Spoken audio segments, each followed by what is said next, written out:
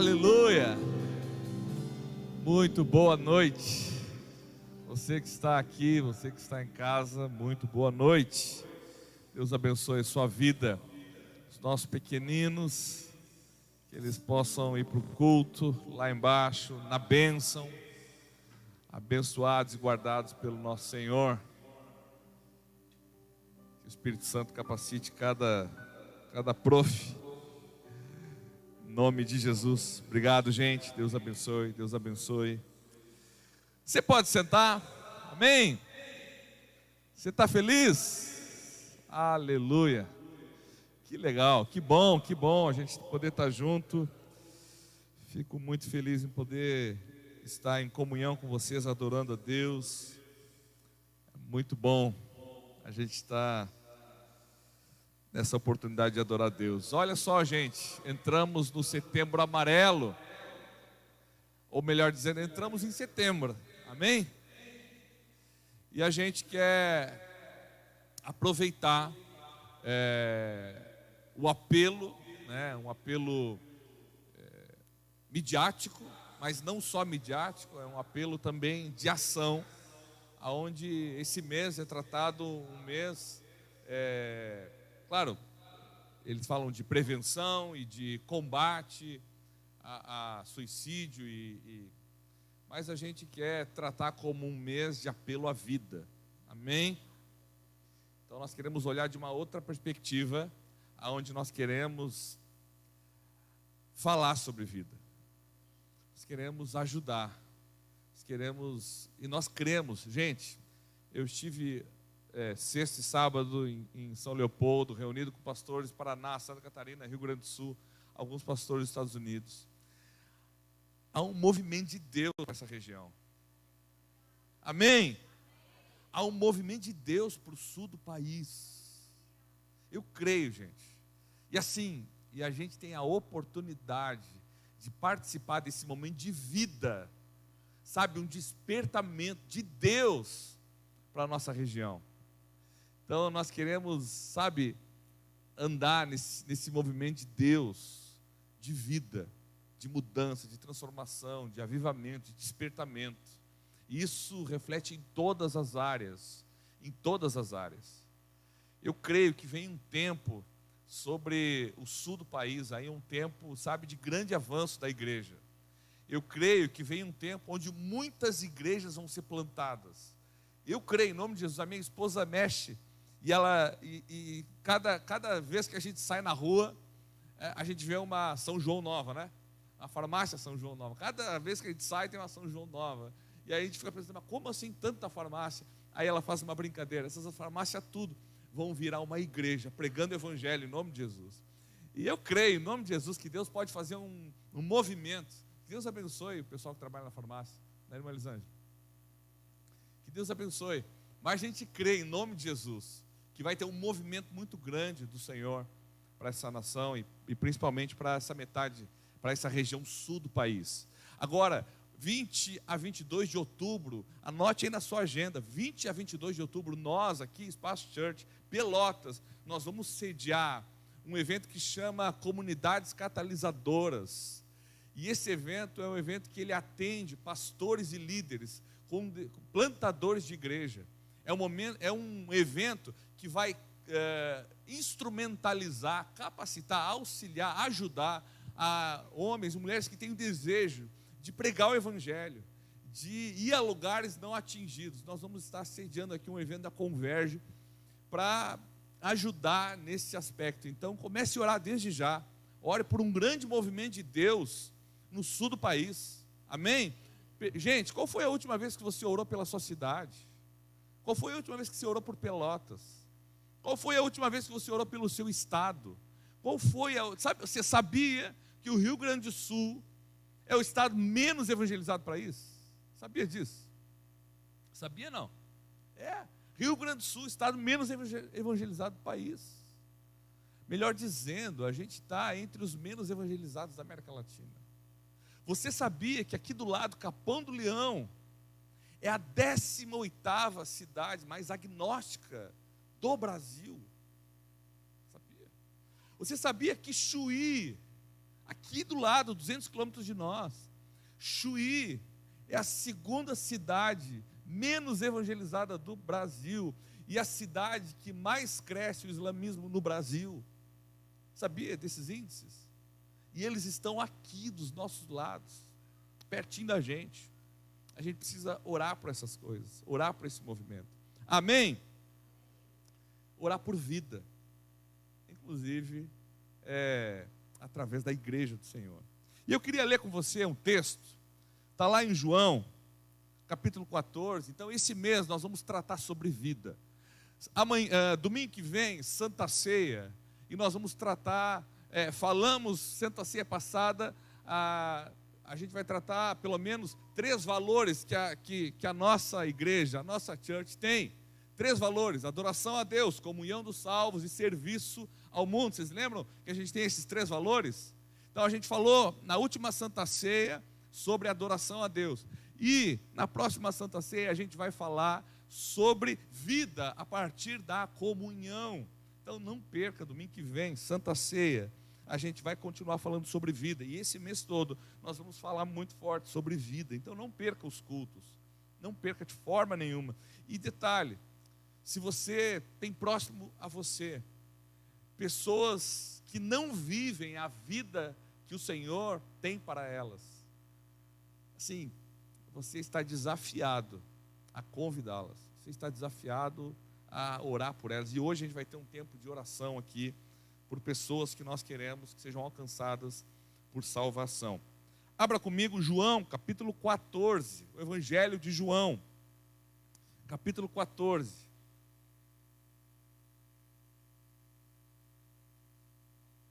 João 14, verso 6. É o texto que nós vamos trabalhar bastante esse mês. Que silêncio, gente. Amém? Vocês estão aí? João 6, diz assim: Jesus respondeu: eu sou o caminho, a verdade e a vida. Ninguém vem ao Pai a não ser por mim. Jesus respondeu: eu sou o caminho, a verdade e a vida. Ninguém vem ao Pai a não ser por mim. Grave esse texto no seu coração. Jesus responde: eu sou o caminho, a verdade e a vida, e ninguém vem ao Pai a não ser por mim. Agora vamos ler a partir do verso 1. Me acompanha lá.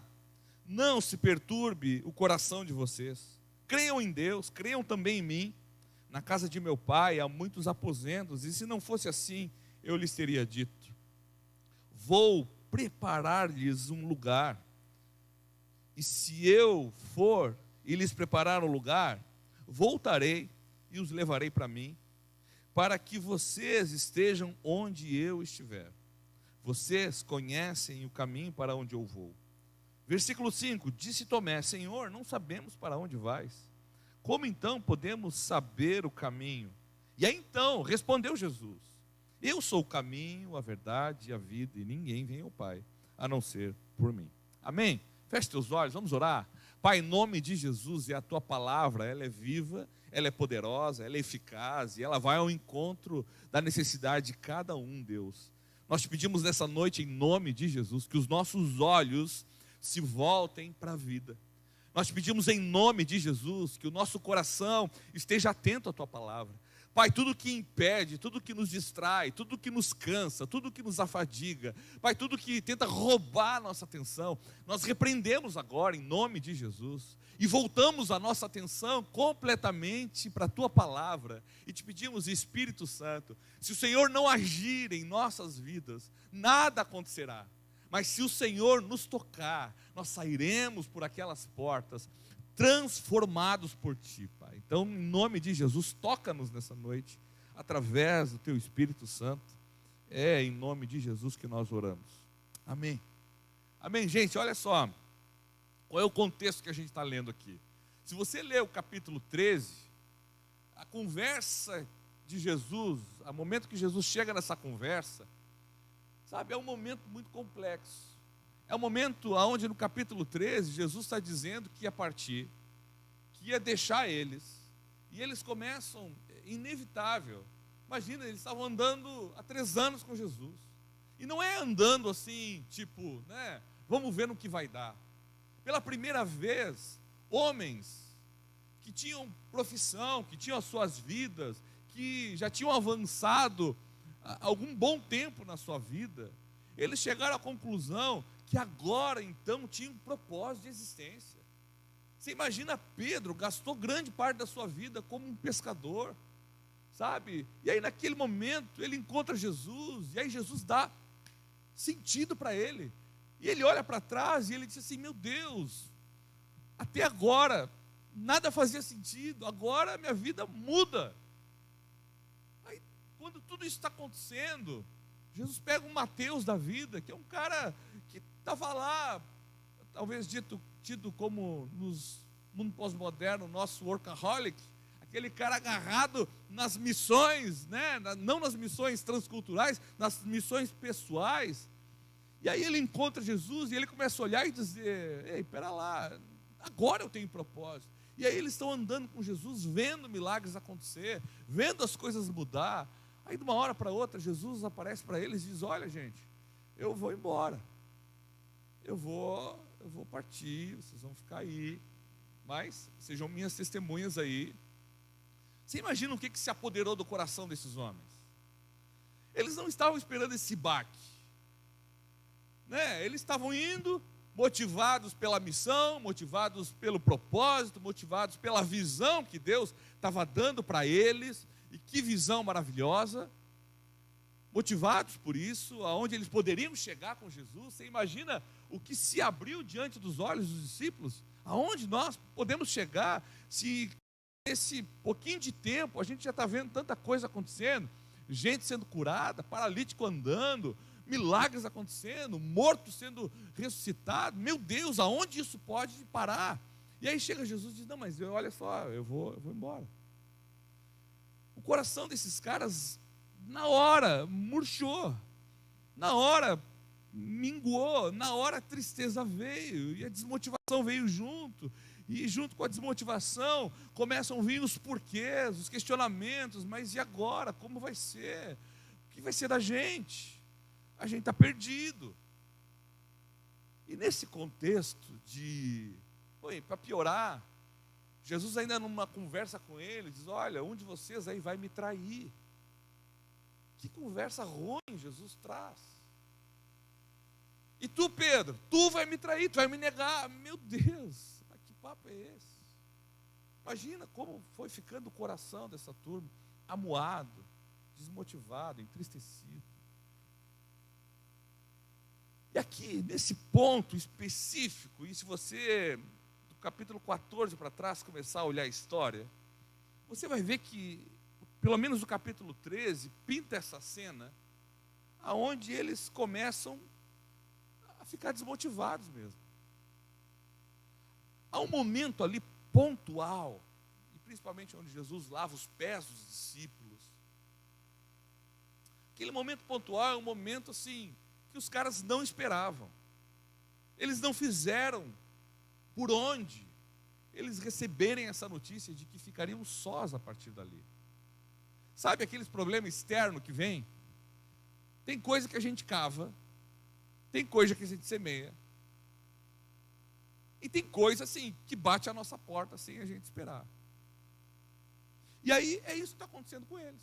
Aí Jesus, capítulo 14, começa a reconduzir esses caras. Eu estou falando aqui, esses caras, os discípulos, ok?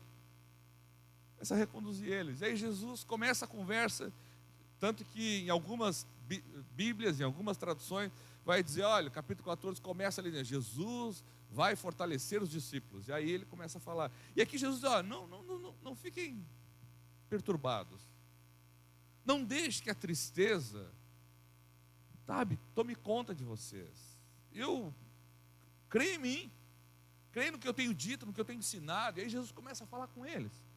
E aí Jesus começa a falar que estaria indo preparar uma morada para eles. E que se ele estivesse indo preparar essa morada para eles, ele os buscaria e os levaria para lá. Então, primeira coisa, grave no seu coração: Deus está te preparando para uma morada que foi preparada para você.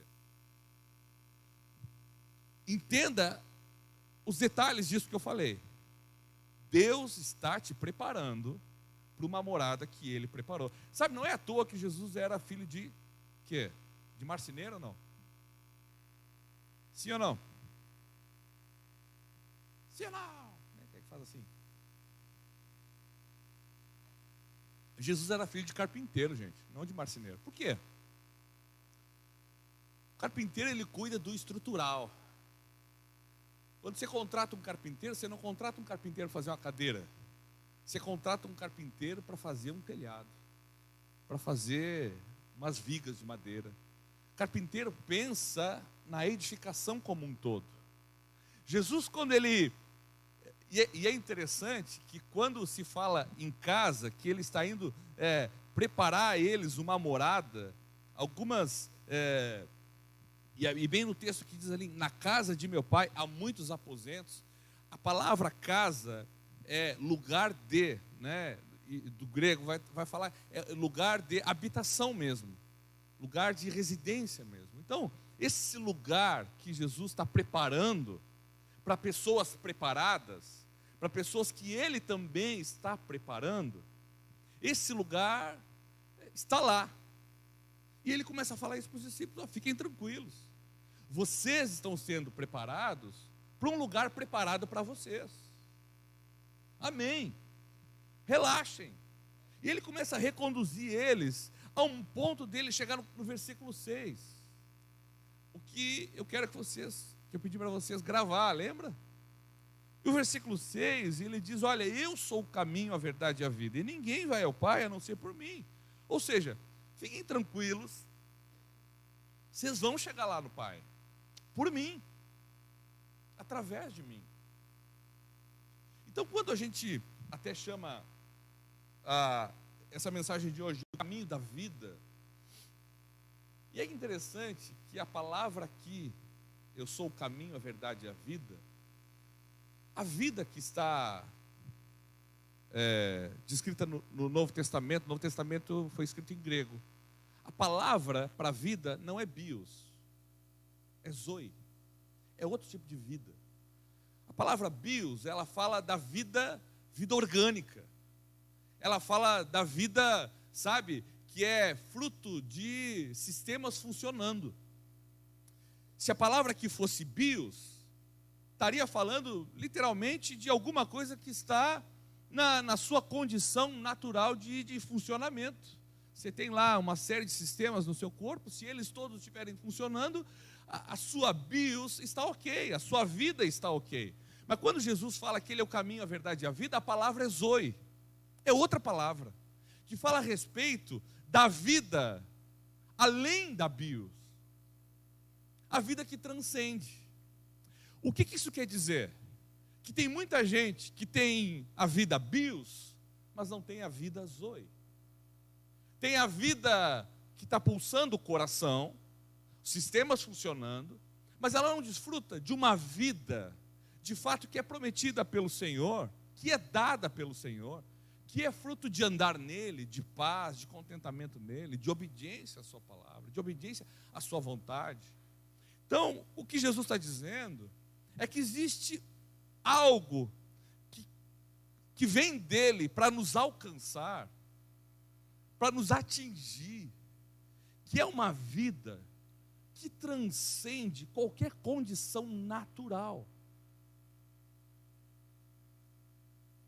É aquela vida, e eu já vivi essas experiências, de que quando você vai visitar alguém que está enfermo, você chega lá pronto para encorajar, e a pessoa começa a falar do amor de Deus, da graça, do cuidado do Pai, e você sai de lá dizendo assim: meu Deus, eu vim aqui dar uma palavra e eu que saio encorajado aqui.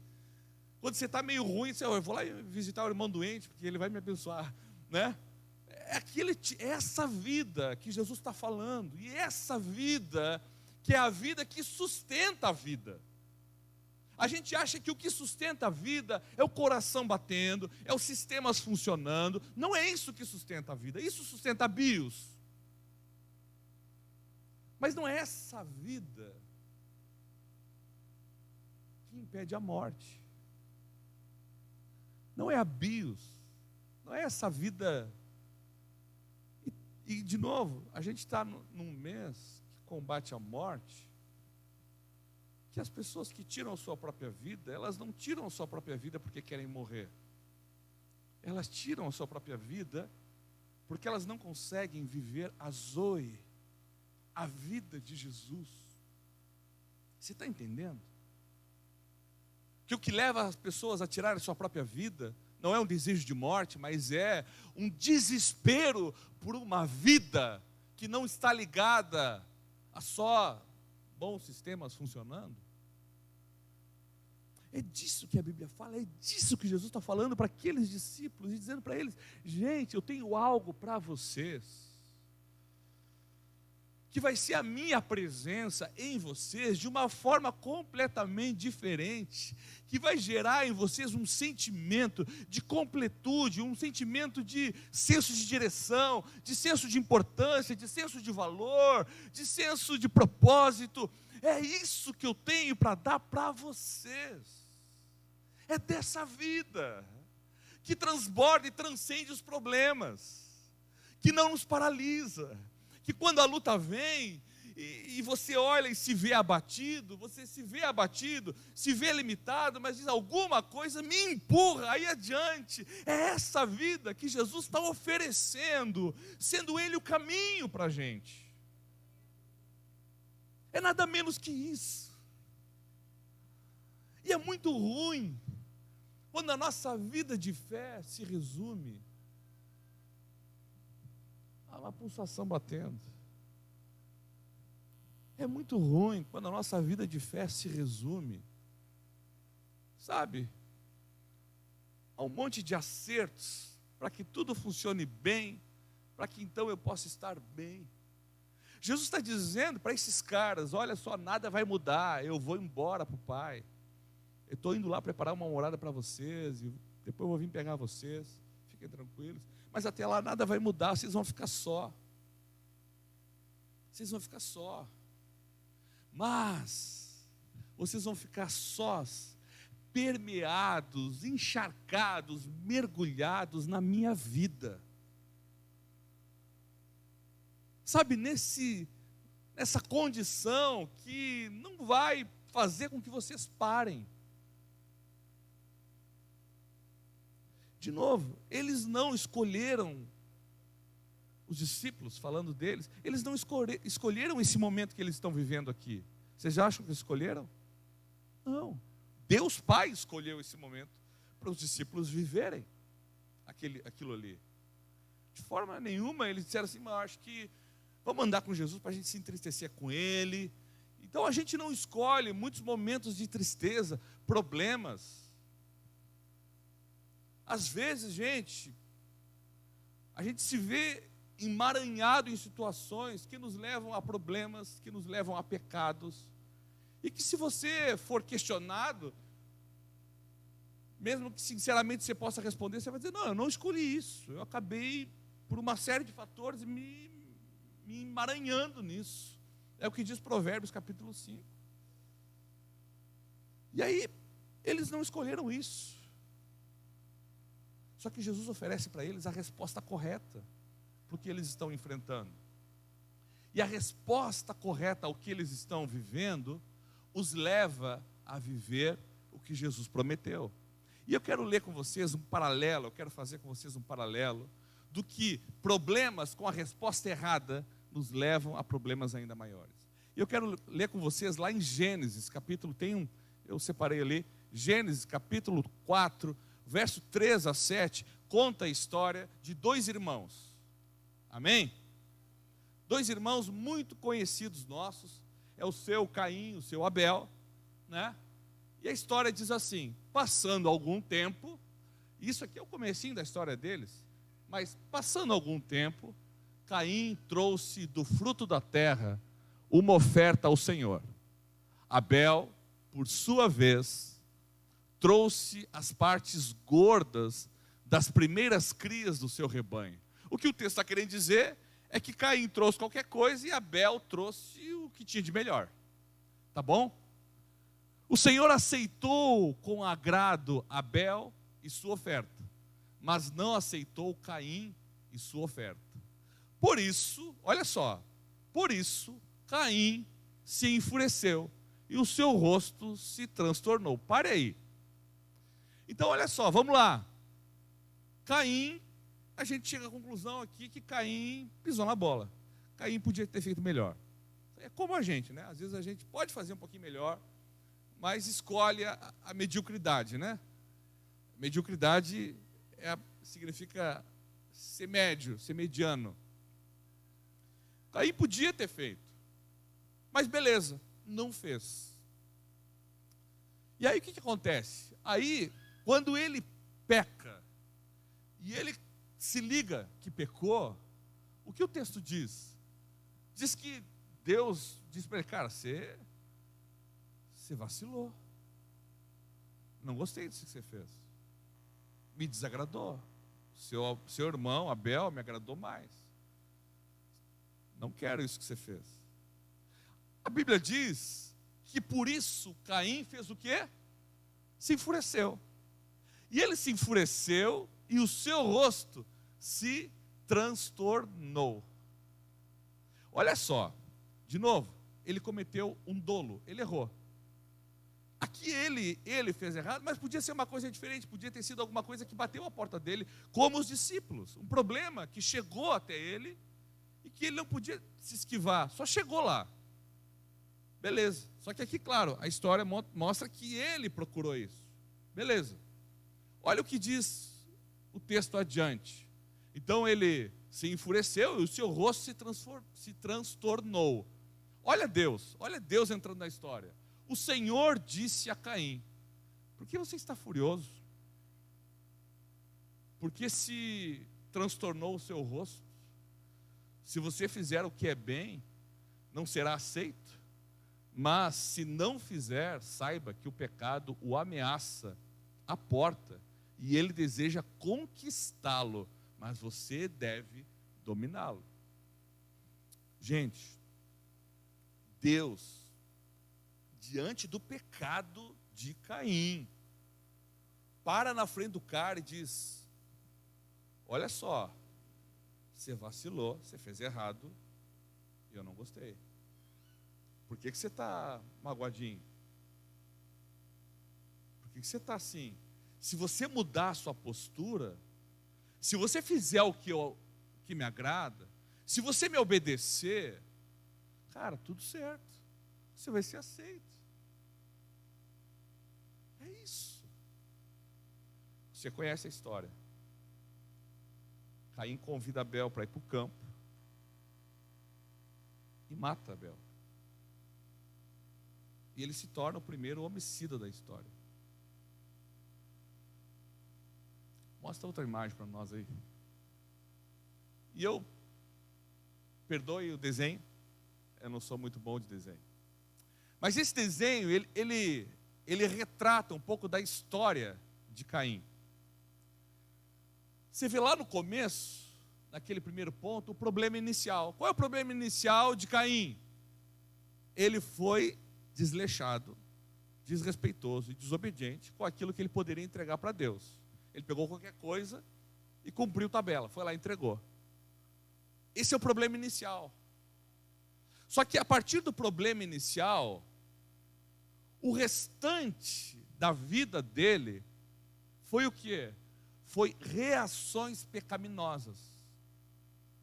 Ele errou, aí depois que ele errou, porque não, mesmo errando, ele esperava um resultado bom, aí o que ele fez? Se enfureceu. Aí ele se enfureceu. E aí quando ele se enfureceu, o que aconteceu depois da fúria dele? Veio, seu semblante se transtornou. Ele mudou a perspectiva dele. Bom, agora ele estava vendo a vida a partir da sua fúria. Isso se tornou uma espiral, sabe, para baixo e cada vez maior. Então o que era um problema inicial e um problema assim, por conta da reação pecaminosa dele, de pecado, se tornou então uma série de problemas. E ele já não era mais alguém que só tinha errado e pecado na sua oferta, mas ele era agora um homicida.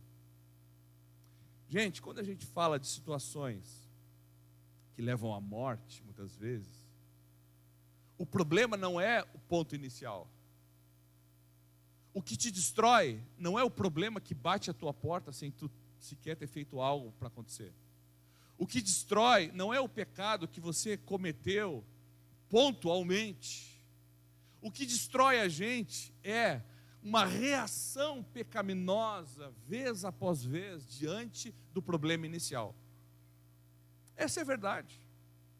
Se ele tivesse mudado a sua postura, Deus interviu na história e disse: cara, se você mudar e entregar algo melhor, vai dar tudo certo com você. Vai dar tudo certo. O problema é, gente, é que às vezes a gente está enfrentando um problema inicial, um pecado, seja lá o que for, e a gente começa a ter reações pecaminosas a respeito desse pecado. Vou dar um exemplo. Alguém foi violento com você, seja na fala, seja na atitude. Aí você, ao invés de responder de acordo com aquilo que Deus nos orienta, você começa a ter reações pecaminosas àquilo. Qual é a reação pecaminosa àquilo? Alguém me xinga, eu faço o quê? Xingo também, mal com mal. Alguém me bate, eu bato. Alguém me dá uma rasteira, eu planejo e deixo pronta a rasteira. O problema disso, sabe qual é? É que isso vai me levando para problemas cada vez maiores e mais distantes de Deus. E esses problemas maiores e mais distantes de Deus me roubam a zoe, me roubam a vida. Me roubam a vida. Agora o inverso, pode mostrar o outro. O inverso é real. O problema inicial, às vezes eu estou numa situação lá, você está numa situação que é o seu problema, e o seu problema, saiba de uma coisa, sabe qual é o maior problema do mundo? É o seu, é o maior problema do mundo. O meu problema é o maior problema de todos, sabe? Sempre vai ser. Aí eu estou lá vivendo meu maior problema, e esse meu maior problema me está gerando maus sentimentos, sentimentos ruins, de tristeza, de depressão, de angústia, de medo, de morte, de que não vale a pena. Eu estou lá vivendo a amargura de alguma coisa que aconteceu. Mas eu começo a aplicar a solução bíblica nos problemas que nós estamos vivendo. A solução bíblica, ela vai fazer o serviço inverso, e eu vou voltar para o problema inicial, e no problema inicial eu encontro a resolução do meu problema. É ali que eu tenho a oportunidade, como Caim teve, de se quebrantar diante de Deus, dizer: Deus, eu pequei, eu ofereci do que sobrava, eu ofereci do resto, me perdoa. Mas ele foi somatizando, foi se enfurecendo, e aquilo aumentou, e chegou de um tamanho que ele já não dominou mais, e aquilo passou a dominar ele.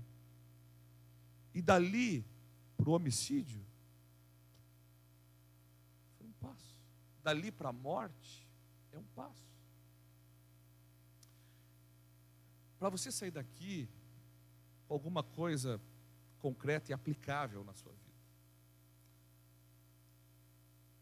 às vezes nós não vamos ter gestão sobre os problemas. Você não tem gestão a respeito de uma enfermidade que chega na sua casa, mas você é totalmente responsável pela forma como você responde a ela. Sabia disso? Às vezes você peca porque isso está enculturado em você. Você vem numa cultura. Até hoje eu luto com coisas na minha vida, você sabia disso? Eu venho de uma cultura familiar muito complexa. Até hoje eu luto com coisas na minha vida, pecados na minha vida, até hoje. 22 anos de convertido, 21 de batizado. Eu luto. Agora, sabe qual é a grande questão? É quando diante do pecado que eu cometi, eu não consigo mais crer no Deus que é fiel e justo para me perdoar, e não corro para Ele, e começo a responder pecaminosamente ao meu pecado.